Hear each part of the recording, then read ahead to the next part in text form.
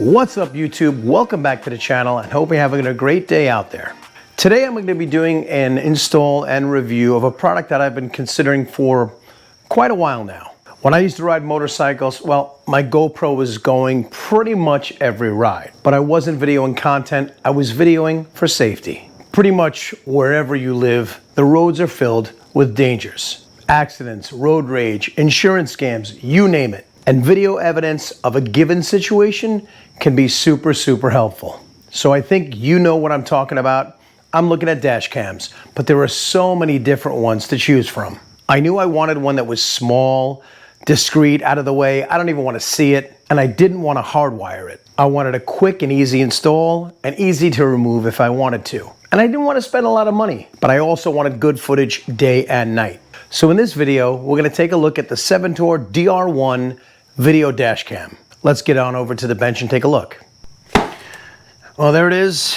Taking a look at the box. Oh, the box is honestly pretty small. Let's open it up. Oh, first off, we have the camera. And yeah, that's pretty small as well.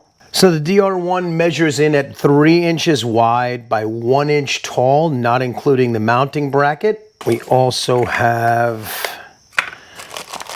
a power cable and a user's manual. Now the DR-1 has a front-facing camera that shoots 2K at 140 degrees field of view. There's no screen on the unit, but to be honest, that's not something I was even looking for. Like I said, I want something that's discreet and out of the way. I'm not looking for a screen. There is also an indicator light here and a built-in speaker. Now the DR-1 can shoot in low light using night vision, but what's really interesting is that it can detect a collision and then save the footage.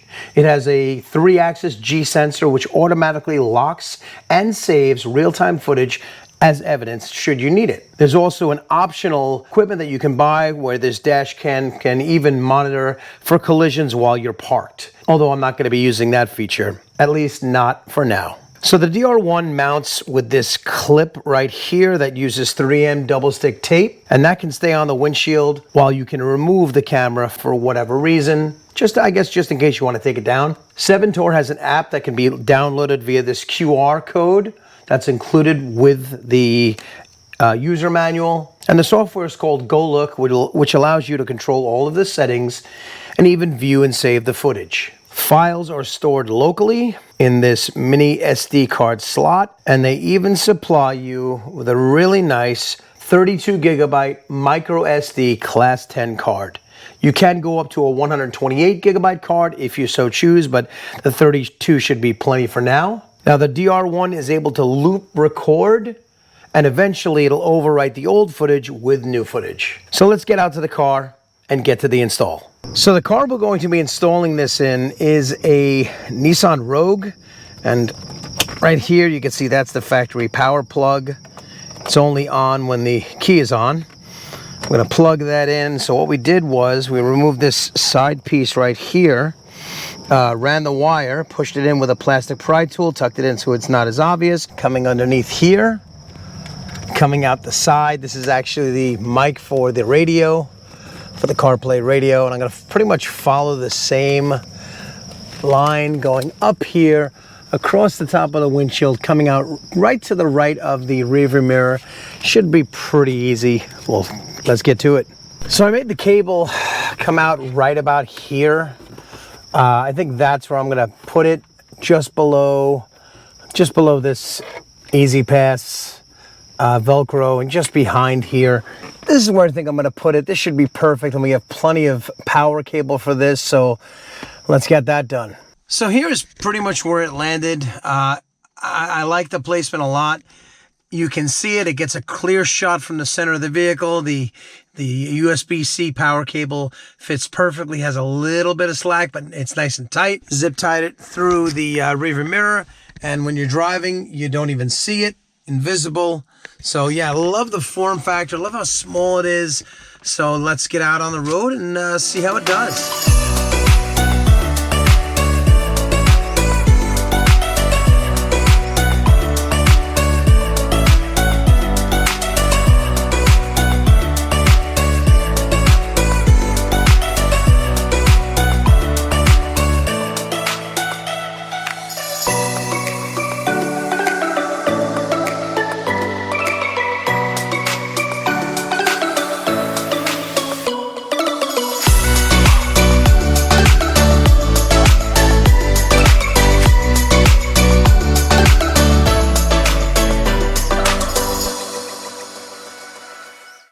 So I've been living with the DR-1 dash cam for about a week, and here are my impressions.